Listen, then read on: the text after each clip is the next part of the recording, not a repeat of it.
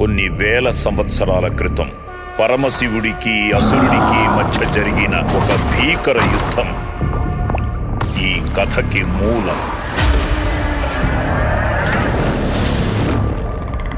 అగ్నిపురాణం ప్రకారం ఆకాశంలో సంగ్రామం జరిగినప్పుడు దుష్ట శక్తులు జంతువుల్ని సైతం ఆవహిస్తాయి. మరి ఎవరిని పంపిస్తున్నారు సార్? విక్రమ్. వాళ్ళేమో చీమ కుట్టిన శివుడి ఆజ్ఞనే నమ్ముతారు. విక్రమేమో చావులో కూడా సైన్స్ ఉంది అనే రకం.